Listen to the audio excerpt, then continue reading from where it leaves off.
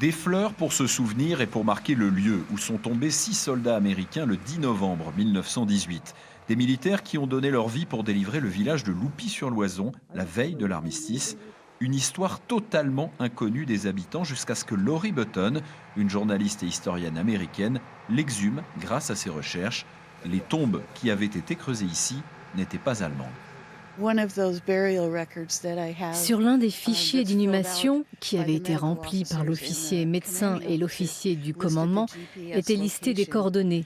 Récemment, nous avons pu recouper les coordonnées GPS avec les tombes et nous rendre compte qu'il s'agissait des soldats américains et non pas allemands.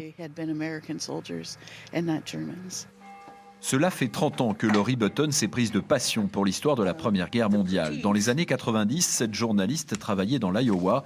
Elle passait quotidiennement devant un cimetière.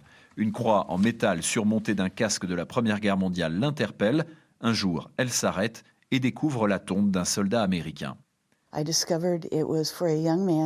J'ai découvert que c'était un homme jeune qui s'appelait Walter Wave Miguel et qui était mort le 10 novembre 1918 dans un petit village dont je n'avais jamais entendu parler, Loupy-sur-Loison, en France. À cette époque, je ne savais absolument rien sur la Première Guerre mondiale. Je ne savais même pas que la date de sa mort était la veille de l'armistice. J'ai commencé quelques recherches et j'ai décidé d'écrire cette histoire pour le journal.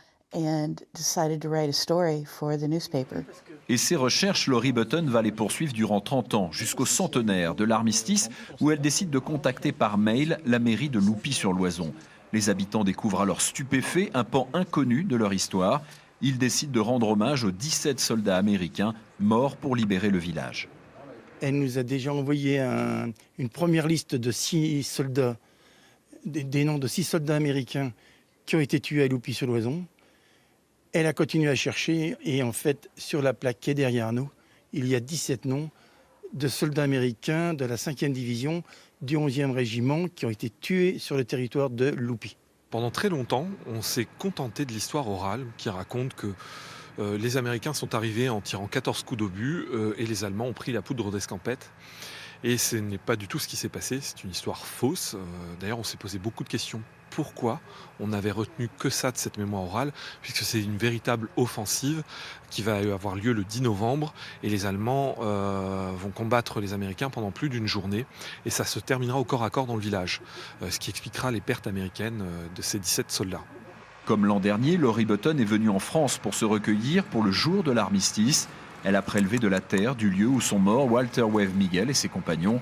Elle en gardera une partie et donnera l'autre à ses petites nièces qui vivent toujours aux États-Unis.